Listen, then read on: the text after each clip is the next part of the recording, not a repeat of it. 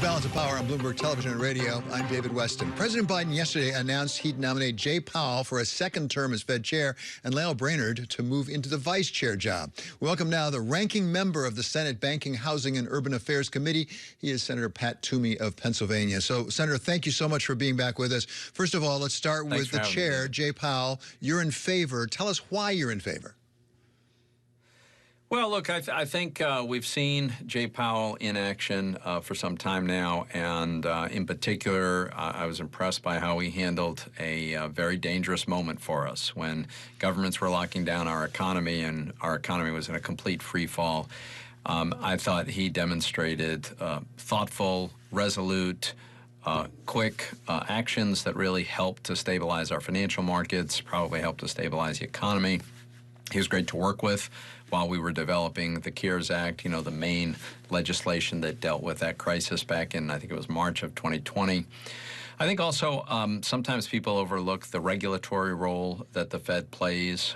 Chairman Powell has taken a very sensible approach where I would say the main contribution in my mind that he has made has been a constructive distinction between medium and small banks that are not systemically a threat to our economy versus those giant banks that, were they to fail, they would be systemically a risk. He's recognized that distinction and crafted regulation accordingly. I will say I've been an outspoken critic of the monetary policy that this Fed has been pursuing. I remain a critic. I think for a variety of reasons, I have serious concerns. But I also think that if you look at his recent statements, Chairman Powell has acknowledged that inflation is running considerably above what they had projected, where they thought they would be, and I think he'll be willing to take corrective action. So on balance, for me, I'm happy to be supporting Chairman Powell. I want to come back to the regulatory or supervisory function that you referred to, but before we do that, let's get to the other nominee coming up, and that is Brainerd. She's being nominated for vice chair. I don't want to color this, but she's been a little bit more controversial at times, including even when she was nominated for the Fed. It was a closer vote than Jay Powell. Where are you on Brainerd? Well, so first of all, she's very intelligent, very accomplished, very knowledgeable. There's no question about that. What my concerns are, and I'm looking forward to meeting with her to discuss her thoughts on these matters, are several. One is, I think, on monetary policy, she probably is even more dovish than the Fed consensus has been. For instance, I think she's been an advocate of the idea that the employment mandate shouldn't be considered to have been met by looking at just the aggregate, but rather subsets of our population have to also have made adequate progress. This is not a distinction that the Fed is capable of really influencing. It's a bad idea. She's also been an advocate of much more onerous, in my view, more onerous regulations that go beyond what's necessary and appropriate. And I think she resisted some of the very modest regulatory relief measures. And she also, I think it's fair to say, has advocated the Fed straying from its narrow mandate, in my view, and pursuing an agenda that's related to climate or social justice, issues that are not the proper purview of the Fed. So for all of those reasons, I have some concerns about her candidacy. We didn't get a nomination on the supervisory vice chair position, which would really be at the center of the regulations you're talking about right now. What do you take from that? Why didn't they nominate? And how concerned are you that, in fact, we might get somebody who would be perhaps more aggressive than you might like? You know, I don't know what to conclude from that. I really don't. And look, given some of the nominees that we have seen from this administration, I'm very concerned about where they're going to go. I mean, just consider the fact that they have nominated Professor Saleh Omarova, to be the comptroller of the currency. That is the top banking regulator in America. And she has advocated all kinds of clearly socialist policies that would be devastating to our economy and to a free economy. So the fact that the administration is willing to nominate someone like her, it gives me real concern about where they're going to go in this regulatory supervisory role. One of the big issues that we're facing in the economy right now, according to many, many people, is inflation. How bad is it? How long will it stay? What should be done about it? Connect, if you will, the issue of allowing the economy to run somewhat hot in order to get all of the subgroups employed that you referred to earlier, and inflation on the other hand. Are we paying in increased inflation to try to get up to what people define as maximum employment?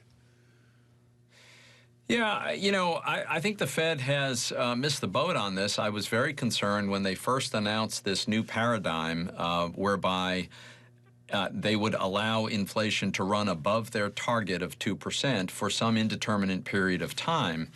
If you combine that construct with the subsequent notion that, oh, and by the way, a spike in inflation will be transitory, it's really a recipe for getting behind the curve, right? On the one hand, you are consciously, intentionally willing to let inflation run above your goal.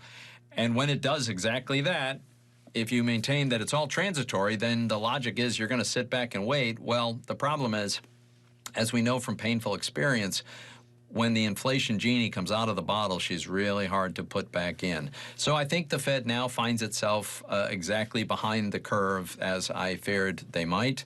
I think, frankly, they should have ended the bond buying, which is really an exercise that should only be conducted in emergency circumstances. We're long past an economic emergency, and yet they only just last month began tapering. They should have begun tapering a year ago. So I think they're behind the curve, and I think they need to acknowledge that. I'd like to see the Fed accelerate the taper and begin to normalize interest rates sooner than they've been talking about. That's my hope. We'll see if that's what happens. Let's turn, if we could, for a moment to Pennsylvania politics. You've announced that you're not going to run for re-election. There's now already some contests to try to replace you, succeed you, I should say, really. Nobody can replace you. We know that. But address what's coming on in the Republican Party. As I understand it, one potential candidate has now suspended his campaign.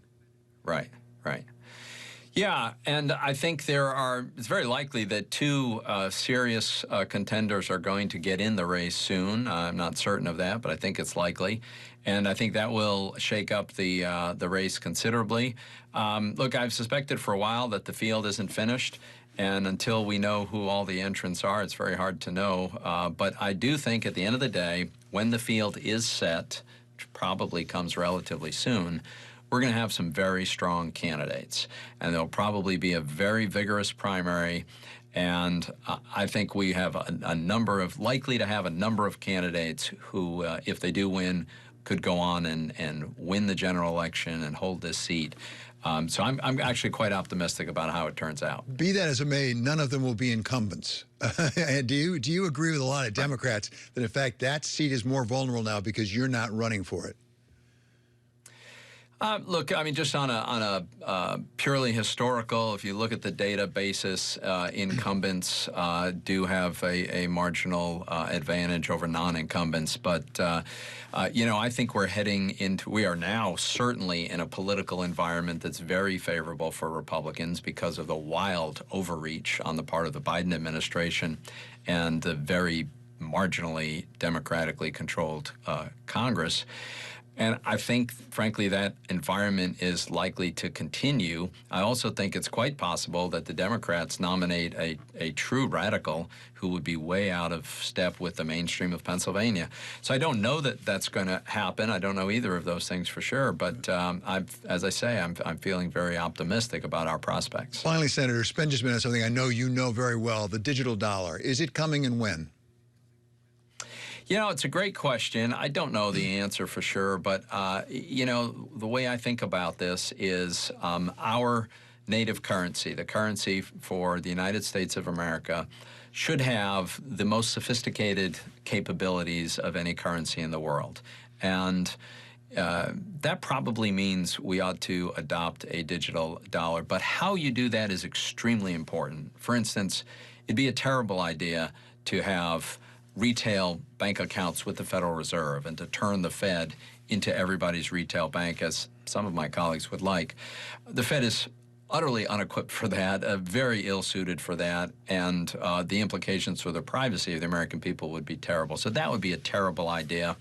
But the idea of having a tokenized dollar that is capable of being exchanged on a peer-to-peer basis on a platform where developers can innovate and develop new products and services. I think there's a strong case for that. Well, you're in a position to know, Senator. Thank you so much. That's Senator Pat Toomey. He's ranking member of